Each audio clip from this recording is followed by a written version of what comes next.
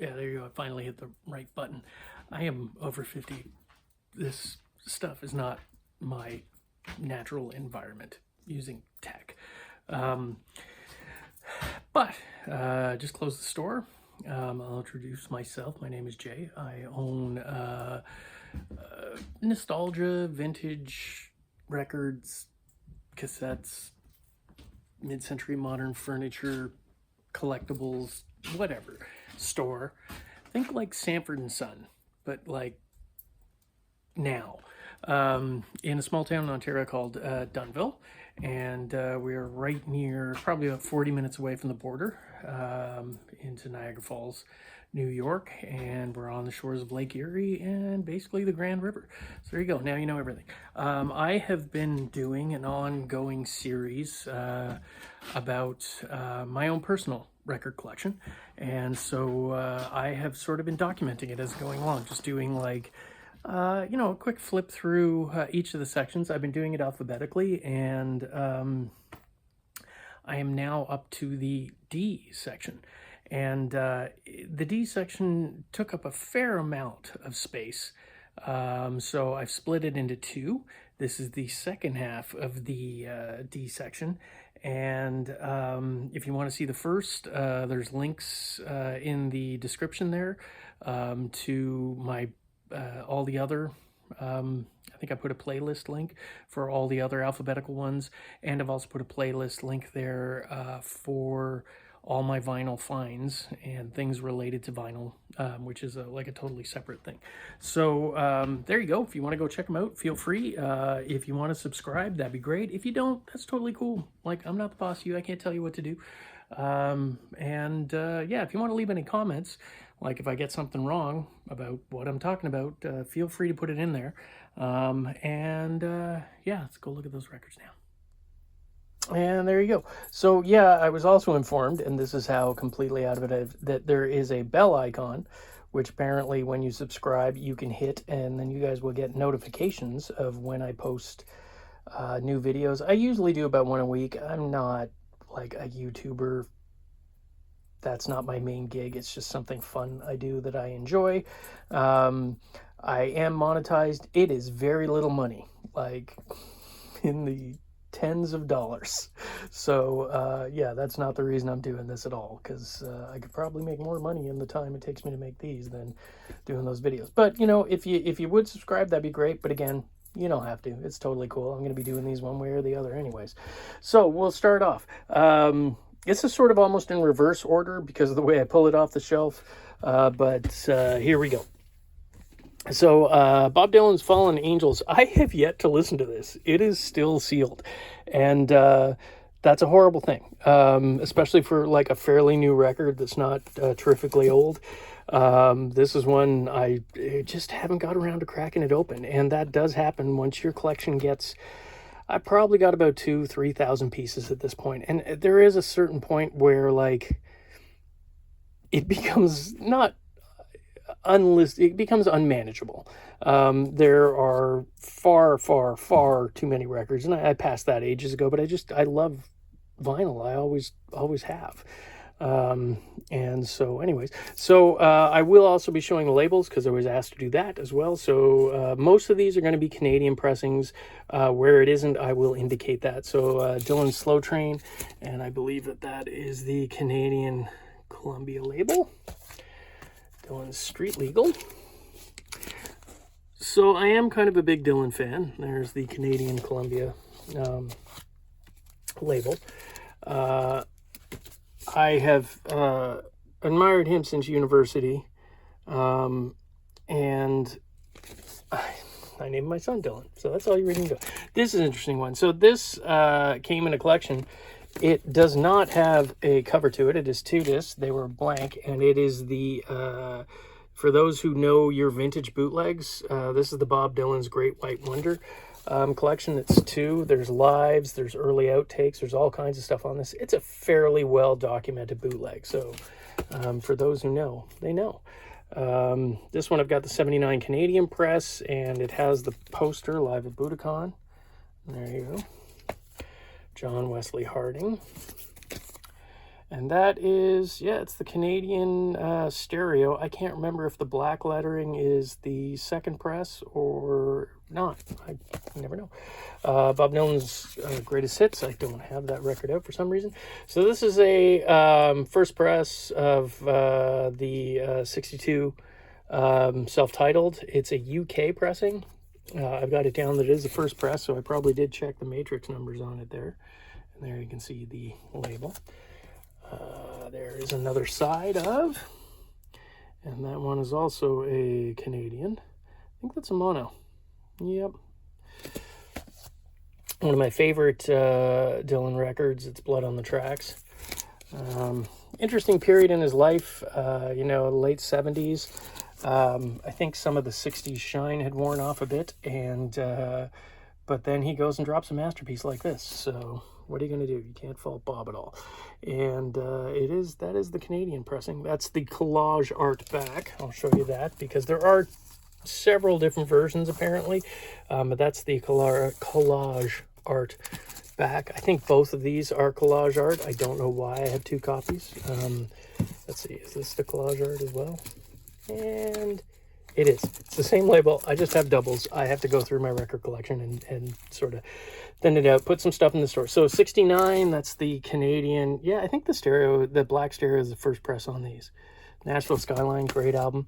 This is the Dylan first Canadian press. It has it's still in the shrink. It's in immaculate condition. And I've got withdrawn cover wrong. But I think what this is if you read this is the one where the, withdrawn cover. There you go.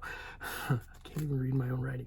So this has the songs titles on the front and on the back as containing some of the songs that were never released. For those who know Dylan, I'll just sort of gloss over it real quick. Basically, this record, there were some very rare versions of it that came out with a completely different song listing. And in Canada, the first presses for pretty much the whole run, they had those songs that were later changed when it was put out. Because on the record, it is the normal sort of song lineup. But on the cover, you have some of the songs which were withdrawn, as they say. Except, oops, I dropped the phone. Except in some, there you go. Except in some of the American releases, those are exceptionally valuable. This one is interesting because of the cover, but it doesn't command the massive money the Americans won because it's just the regular album. It's just been released like that. I don't know if Canada, I'm not going to lie on that one. I don't know if Canada had any versions with the withdrawn song lineup on the actual record. Not 100% sure. So first Canadian pressing of Times They Are Changing. There you go. You can see that. I have another one here. I don't know why. Is that the mono? No, that's stereo as well. Just a double. That's the Dylan's Greatest Hits with the Milton Glaser poster. I'm not going to pull the poster up. You can see that. This is a 64 UK repress. And that there, and I don't know. Yeah, that's the one that eventually would be the regular lineup for the song listings on there on the cover. One of my favorite albums of all time, Blonde on Blonde. My favorite line, I think, written in sort of song is from Visions of Johanna. The bones of electricity, the ghost of electricity howls in the bones of her face. Now that is like a classic Dylan line, because I've never been sure if, like, is that just like are you being serious with that, or are you just sort of testing us, like, I'm going to see how arty I can get, and it doesn't mean anything, but I'm going to make it seem like it means a ton? Or is it just a beautiful thing? And I've always sort of taken it as I flip-flop between the two of them. But so there is this USA mono pressing. There are lots of cover variants too on the inside of this, because there was I believe girl he was dating at the time was a model, asked to be withdrawn from one of the pictures, so you guys can look all that stuff up. This is a 70s reissue. You can tell because it's got the low price reissue on there. It's Canadian. It's on that orange Columbia label. I believe that this is a US stereo. And I don't know why I didn't pull that one out. And am I going to be able to do it? Oh, there you go. No, yeah, it's a reissue. And that is a Canadian as well. I don't know why I have two of those.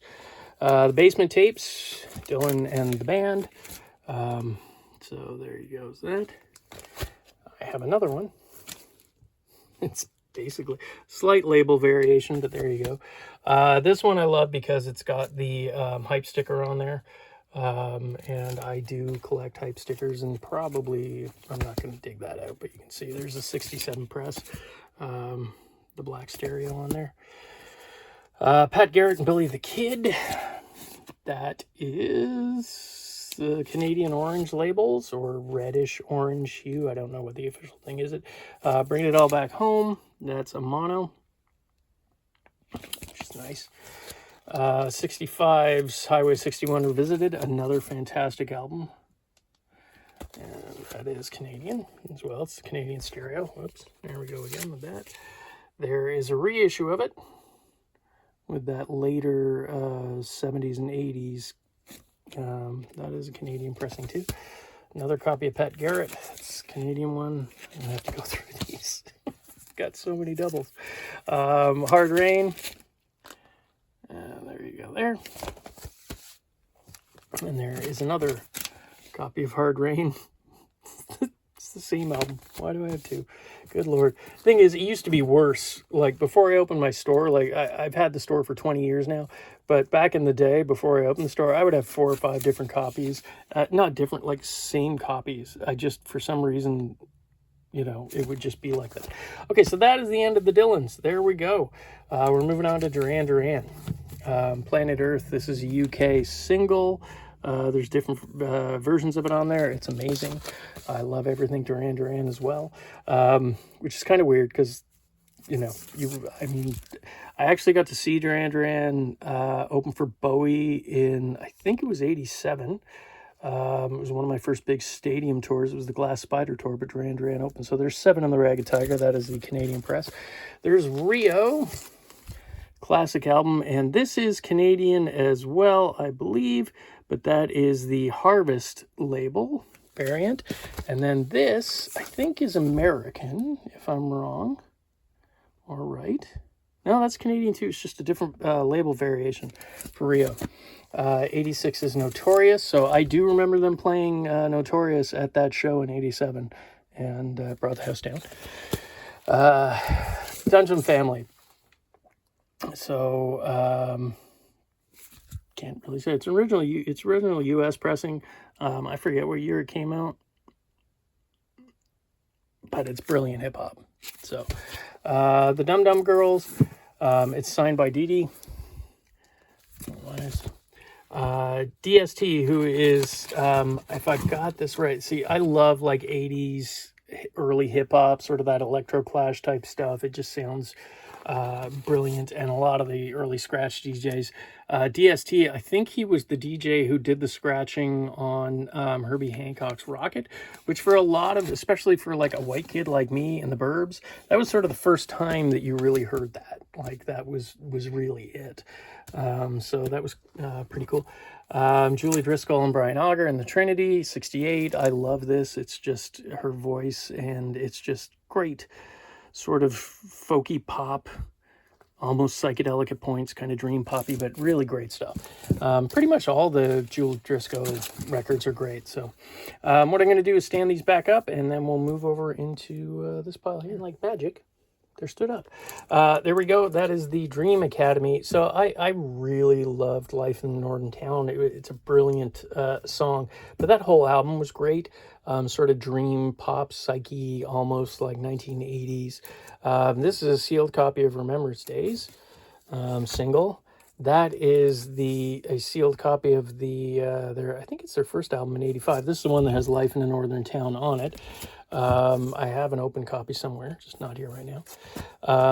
And then there is it's a 12-inch single for Life in Northern Town, which happens to be my favorite song of theirs. So there you go. Is that a Canadian or is that a UK? No, it's Canadian. Huh. There you go. All right, just some good dub, Mickey Dread. This is a reissue. I couldn't tell you what year it's from, but it definitely is. It's on blue translucent vinyl. And again, I'm not sure what year that is, but it's probably closer to the 2000s.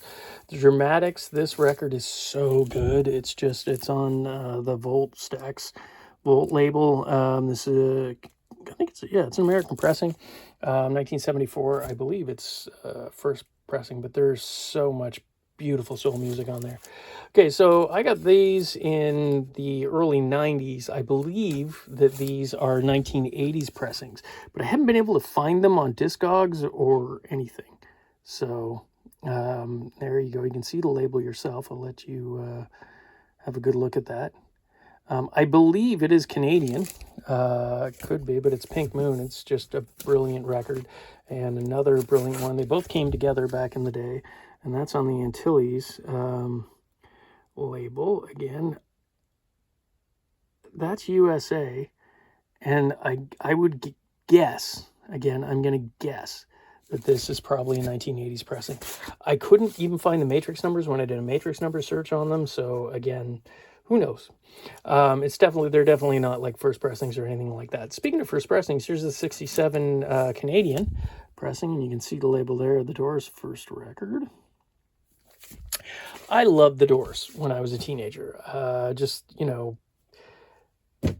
The whole, rock and roll sort of shamanistic god type thing. I was, consider myself a bit of a poet as well when I was a boy. So this was like, Jim Morrison was just everything that. As I grew older, I kind of, and was exposed to a lot more music. My love for the Doors, it didn't really disappear. It might have faded a little bit. I still like throwing on a Doors album every so often. This is a quadra disc version of the best of. So quadraphonic one. Strange Days, and that is, I believe, a Canadian label as well. There you go. You can see that right there. This is the U.S. Version of L.A. Woman that had to be changed because I don't know if you can see that back there. The inner sleeve has the crucified woman up on the telephone pole. In the background there. I can't take the sleeve out. I should have, because I can't do that with one hand. Then it has the cellophane overview of the band on top of there, so you get to see through it, and you can see that in there. They changed that. I don't know like how super rare it is. I know that this is the true first American pressing because of that. But again, I think it's fairly rare. I've not seen too many in the wild, as they say. So that's, I'll show you here's the butterfly. Electro Butterfly label right there. So for those of you who may or may not follow the channel, but those who do, quite a while back, I had a really good find of sealed 1960s and 70s records. You can look for the video if you go back in my finds, vinyl finds thing. It's on there. It's probably one of the more watched videos that I have. But yeah, basically it was the estate of a lady who had owned a record store with her husband in the late 60s and 1970s, and there was a ton of sealed stuff in there, a ton of great 60s records in general, but there was a ton that were sealed. And this is one here. This is the 69 Canadian. Yes, it has the punch out on there, but it's still pretty cool that it's sealed. And this was in here too, the Soft Parades, the 69 Canadian press again, and then there's a little punch out on it, but still sealed. First Doors, I think that's another Canadian one. This is the Apocalypse Now version of The End, which is a different mix from the one that's on the album. If you listen to the Apocalypse Now, watch the movie, you can hear it's different and has different inclusions and weird little vocal things on there. And this is from that, so it's a different version. It's a cool one. Doors 13, yoink. So there you go. That is Canadian pressing. Morrison Hotel. And I believe that that is also a Canadian pressing as well. Absolutely live. I don't have the records out, but I'll show you the back just for those who are interested in. Weird scenes inside the gold mine. And there you go there. Another version of the Soft Parade. That is a Canadian pressing on the gold label like that. Usually when you see that, it's Canadian, and then it has the original electric inner sleeve. Waiting for the Sun. And there you go. I think that one actually might be American. I'm not 100% sure on that. This is the Canadian with the as the Celebration of Lizard King lyric insert on there, which I didn't pull out. Sorry about that. I probably should have done it. Okay, so Donovan. I think Donovan's great. I think his whole thing was he was kind of written off a little bit as sort of your poor man's Dylan, and I think that was grossly unfair because he is, you know, yes, there were periods, and I think everybody at some point sounded like Dylan. Like Dylan, I know this is going to sound ridiculous, but Dylan sounded like Dylan. And, you know, a lot of people did. And I don't necessarily, you know, there was clearly some, Donovan appreciated Dylan's work and probably did some things, but eventually he sort of got his own style, especially later on. And, you know, I like the Hurdy-Gurdy Man, dude, there's nothing else out there like it. Like, it is so good and weird, and that's why I love him. So there you go. Open Road, that is a Canadian pressing on the Epic. Sunshine Superman, it's got so many good songs on there, but obviously Season of the Witch. And that is the Canadian Epic again. The real Donovan. This is the stuff where he got, when he, especially the Pie releases stuff, when he was compared a lot to Dylan. And then obviously in the Don't Look Back black and white film, he sort of is all over Dylan when Dylan does his UK performances and is in the room. And it's yeah, you can tell he's a huge fan, but it probably didn't do his career that great of a thing in the end. What's been did and what's been hid. Oh, these ones are falling down over here. We'll set them up. Fairy Tale. That's the Marble Arch, which was a Pie subsidiary and distributed in Canada by Phonodisc. That's a lot of different labels involved in that. And these were, I think the Marble Arch were, I can't remember if they were like sort of bargain reissues or if that's what they came out as. But there's another one there. Yeah. Hear Me Now, 71. It's on Janus in the US. This is the box set. I didn't take it out because it's payment. It's a gift from a flower to a garden by Donovan, and there he is with the Maharishi, because apparently if you were a rock star, you went and saw that guy. Beatles did it. Lots of people did it. Donovan did it. Mellow Yellow. There you go there. Another copy. I think that one is the stereo. Yes, this is the mono, because I was pedantic like that back when I used to collect like that. I would try to get a stereo and a mono copy, and then different like, tiny little label variants, and oh Lord. So there you go. Do You Hear Me Now? I've written on here this a Canadian only compilation. I don't know, that could be the case. We in Canada often, the record labels, Capitol was notorious for this, because they did the 6000 series here, would take all the European release singles, especially like UK bands singles, I'm just thinking the Beatles now, and then would issue an album of just that, and then it would be, you know, we would sometimes get unique cover art, and things like that. So I think, you know, this could be, and that one is the exact same record. There you go. Fairy Tale. This again says Canada only cover.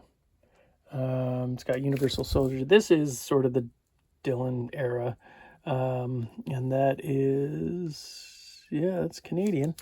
Doesn't say whether it's stereo. No, it's a mono. And there we have another copy of it. Exact same thing. Hurdy-Gurdy Man. So good. oops. I set this up so that all the records are on the outsides so that I can show you the labels without having to fumble as much, although I still did manage to fumble. And yes, I know that's an American pressing, and I don't know why I didn't bring that one out. I know I'm piling them up like this, but honestly, if you've been collecting records for any period of time, the hype around you can't store them like this, you should not store them like this for any long period of time.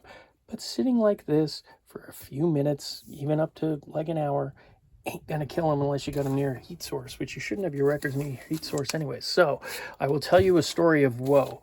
I went out to a garage sale about good 10 years ago, and there was a box of records there, and I went through it, and there was a bunch of Blue Notes, and it was the period that I love, like the late 60s. So you have like Lou Donaldson in here with Say It Loud. I love that cover. It's so gorgeous. So there's the label there. It's the Division of Liberty. It's made in Canada. And then there's Alligator Boogaloo again. The tale of woe is not that these, because these were perfect. And there were a few others that I managed to get. I asked the guy, hey, do you have any more? And he's like, well, we just bought this house.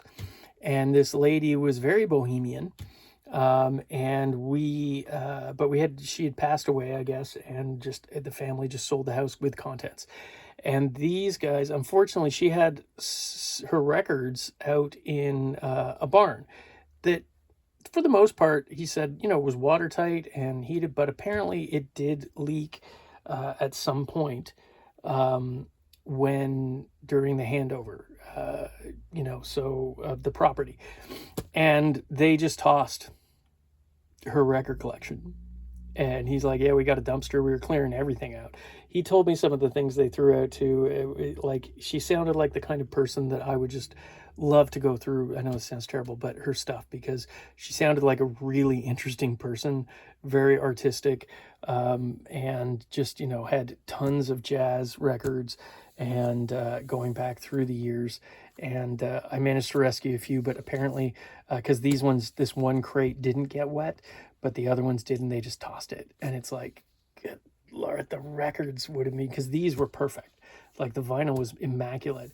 And, if just for listening's sake, it would have been great to have it. But sadly, it's not. I told that story to a guy, and he's like, can you go back and ask them where if they know where the garbage truck went with them? And I'm not kidding, he was dead serious about going and digging. And I was like, dude, I'm not going back and talking. So Billy Ward and his Dominoes, this is when Clyde McPhatter was with them. It's a pretty rare record. Unfortunately, like, this used to be like one of the holy moly sort of doo-wop things of early rock and roll and soul and R&B. That was when I first started collecting in the 1970s. When you went to a record show in the late 70s and 80s, this would have been up on the oh my god wall. And this is particularly rare. It's a U.S. first mono pressing on the Federal. But unfortunately, a lot of those records, the Moon Glows, all that stuff, has really, there you can see it there, fallen off in value, unfortunately, because the guys who collected these, and back then, and all the early rockabilly stuff, although rockabilly's still holding a little bit, have passed away. And their collections have come onto the market. And so you have a double whammy of the guys who normally spent the money to buy them, aren't there to buy it anymore, and their collections are coming onto the market, so the market's flooded. Although this one, again, pretty rare regardless of no matter how many come back onto the market. There weren't a lot pressed. Dogs, sort of great punky band. Is that a, what do I have on there? That's Canadian Press. There you go, Phillips, Canadian label. Great. Dr. John, I had a lot more Dr. John, and when I was looking through this, I realized, don't know where they are. So that's too bad. They're probably kicking around somewhere. I just got to find them. But yeah, this is what I got on there. And I've got, has a scratch, does not affect playback, because I like to do that. That's on the Atco. That's Gumbo. So one of the themes of me doing this, I mean, it's great to do this because there are records I forget I have. But I had an original of this. It's DOA, it's 81 hardcore. It is just a classic Canadian punk record. It's just a classic punk record. And I had an original copy, and this was probably 15 years ago, and somebody offered me a lot of money for it. At the time, what was a lot of money? I can't remember exactly what it was, but I remember being like, seriously? Okay. I don't think I realized how hard it was to find again, but I sold it.